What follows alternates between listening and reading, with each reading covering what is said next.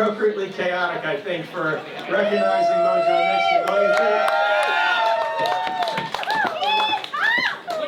you think? We wanted a bigger stage. We need bigger space. All right. So, hey, my name is Greg Harris, and I have the good fortune of being the president and CEO of this great museum, the Rock and Roll Hall of Fame Museum. Yeah.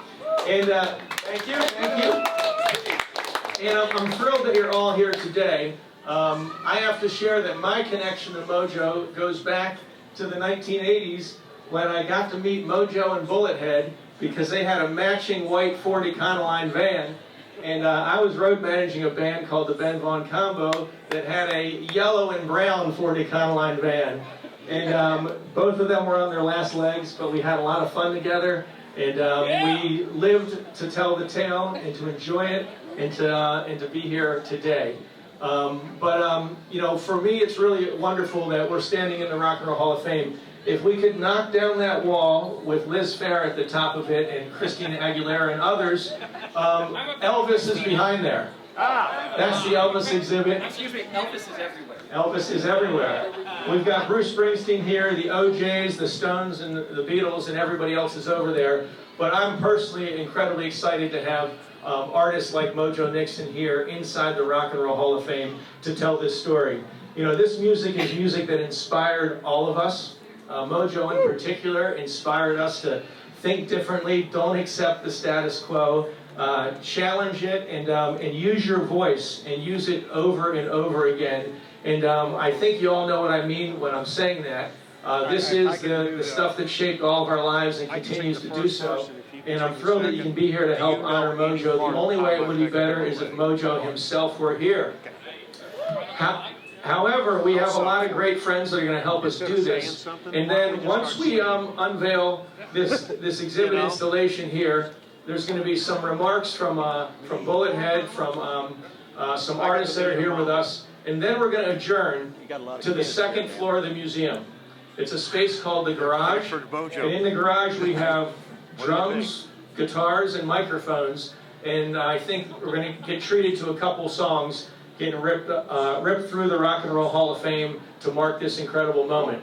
But we do need a little bit of ceremony. We are going to unveil this plaque, and when we do it, it'd be wonderful if Adair, Rafe, and Ruben can join me. That's Mojo's widow and Mojo's two sons. Come on up here, please.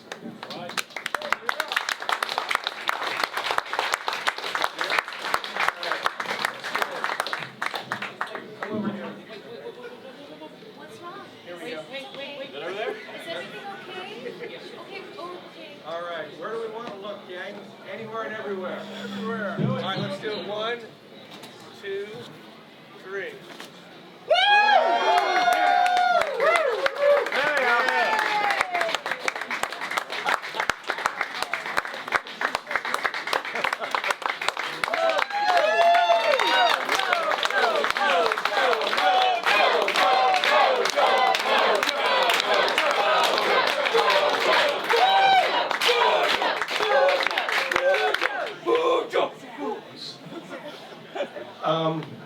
Amazing. I need to recognize Amanda Pestian on our curatorial staff for putting this together. Amanda, thank you. And all the other great folks here at the Rock and Roll Hall of Fame. And now I think it's highly appropriate that the man that shared a lot of hotel rooms with Mojo, a lot of life moments, adventures, and everything else from beginning to the way things transpired. And suit jackets. And he's wearing the same damn suit jacket. So, Scott Ambrose Riley, but better known to all as Bullethead. Bullethead, you're in the Rock and Roll Hall of Fame with Mojo. Come here.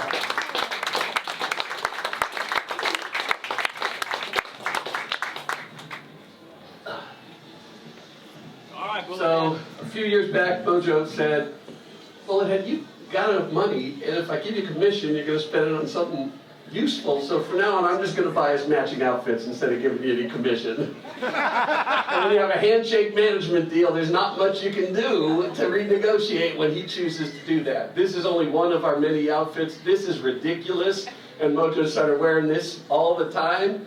But without the matching shorts, because every time he'd wear the matching shorts, they'd rip off, and he went with the Daisy Dukes all the time. These are the first Daisy Dukes on display in the Rock and Roll Hall of Fame area.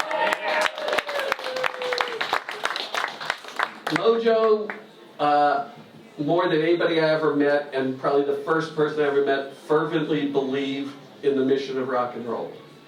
He fervently believed that rock and roll was the best way to live out the American ideal of being able to reinvent yourself and be who you wanted to be. He saw how Elvis Presley became who exactly he wanted to be. He saw Dino Crocetti become the phenomenal Dean Martin. He believed that you could reinvent yourself and you should be who you want to be, and you should become not the person your parents wanted you to be or your pastor wanted to be, but who you wanted to be. And he sucked a lot of people into that message. He was willing to ruin my life to get that message across. He was willing to ruin the Toad Licker's life to get that message across. That was mutual. And he was willing to open that tent for anybody who was willing to believe. He also believed a lot of people were left behind in that dream and that ideal. And the best way to bring along everybody and to stop the people who wanted to leave people out, who wanted to limit who got to reinvent themselves, was through rock and roll and the rebellion of rock and roll and the danger of rock and roll. And he really thought that it needed to be something that was really dangerous and blowing things up. And this is how he did it. He wore a stupid TV hat on his head when he made a song about making fun of MTV called Muffin Stuff and Martha's Muffin. And what did MTV do? They put him on the air. He wrote a song, Don Henley Must Die. What did Don Henley do? He showed up at the gig and sang Don Henley Must Die with Mojo. He wrote a song called The Rock and Roll Hall of Fame. And what do these knuckleheads do? Here they are.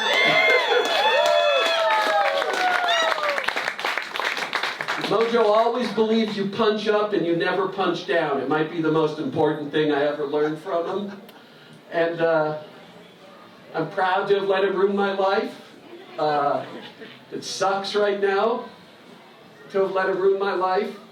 And there's so many people to thank for this. I'm going to leave people, I don't know if I do and piss people off, but I do have to thank Holly Gleason. Holly Gleason has sort of bookended all the stuff we've been trying to do around Mojo with writing up the statement on his passing that was just so short and so brilliant, encapsulated everything, and writing about the final mayhem in Variety and helping every step of the way for these last 2 days. So there's so many other people to thank too, and I'm sorry that I'm not getting all your names, but Holly needs a special call out. And it is the Rock and Roll Hall of Fame. But I'm telling you, walk around here, there's so many amazing things. Mojo came here and he loved it, right?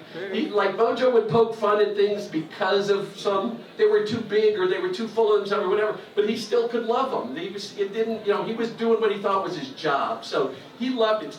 Jeremy Tepper brought him here, and they had a blast here together. And the photo that everybody's seen of Mojo in front of the Rock Hall, Jeremy took it. There's so much great stuff. Elvis is right over there. So if all you want to do is see Elvis, just go over there. This is a great place. Look at that. So, other than matching an exhibit at the Rock Hall now, I'm not rock and roll. We need to get a couple of musicians who Mojo touched their life. We'll get them to talk now. Thank everyone for coming. It really means so much. For all of the family, all of the friends. You gotta do it. Come on. We have to shake hands with all of you. So, Rocky's coming now.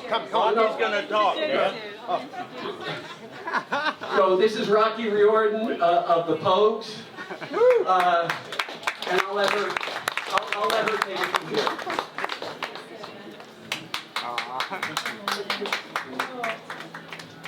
Hey everyone, what a day.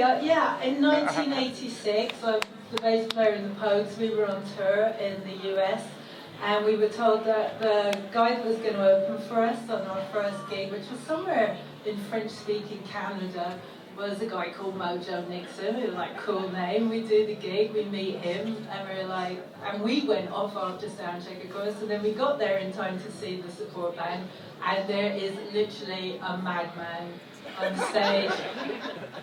And when I see this, I have an immediate flashback, because the madman was prowling the stage with this on his head, snarling at the Canadians, going, "Qu'est-ce que c'est le fufu?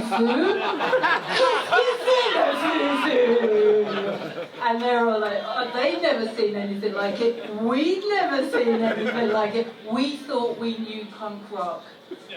We were a London band. Shane MacGowan there's photographic evidence of him literally down the front at Sex Pistols gigs. And we thought we knew punk, we thought we knew rock and roll. We knew fuck all until we saw Mojo Nixon with a TV on his head.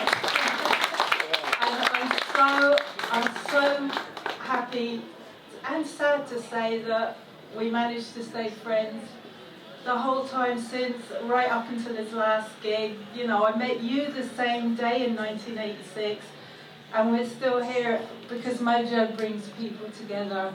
He was rock and roll, but he was love as well. And we're all of us blessed that we shared the same planet with him for a while. And I want to introduce you to a super group, ladies and gentlemen, the Del Lords, the Georgia Satellites, and Jason and the Scorchers. You've got Dan Baird, Warner Rogers, and Terry Campbell, and they're going to say all right now.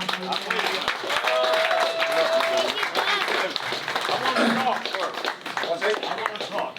Okay, want to talk. Won't give it a second. Yeah. You want to say stuff? It's up to you.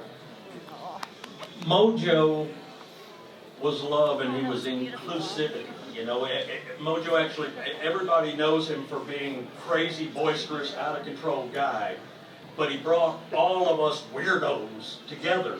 He made it okay to do what you did, and he was all in to everything you did. I want to remember Mojo for those things, because he was inclusive of all of us. I'll shut up now.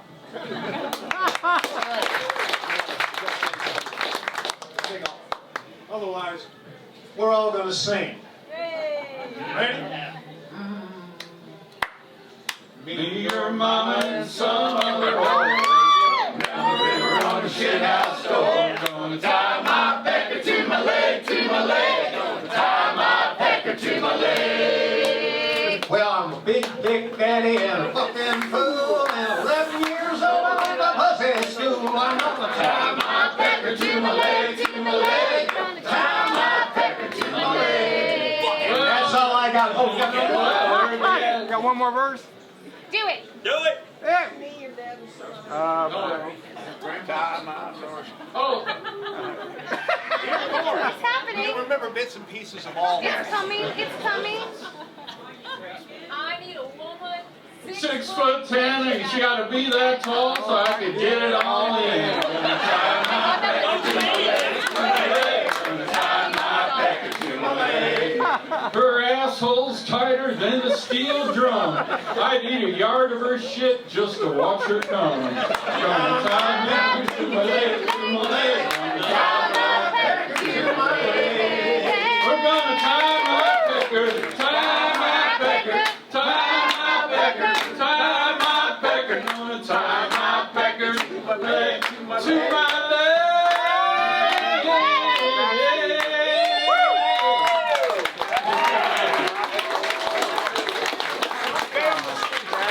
Good night, Elvis. Good job. Yes, That's all I wanted, Dad. I don't want to follow that. Well, you know what? I love that idea of, Mojo does bring people together, and it's wonderful that you're all here. You've come far and wide to mark this moment with us. This will be on exhibit for a long time here at the Rock and Roll Hall of Fame, and come back. But we're thrilled to have so many friends in the house and people that care about this music as much as we do and have been moved as much as we have. So with that, we're going to wrap up our proceedings here, but go up to the second floor and we're going to plug in some guitars and make a little noise. And there is a bar on the way for those that are drinking. Grab something if you'd like. And we'll see you all on the second floor. But once again, thank you all. And here's the Mojo Nixon. Cheers.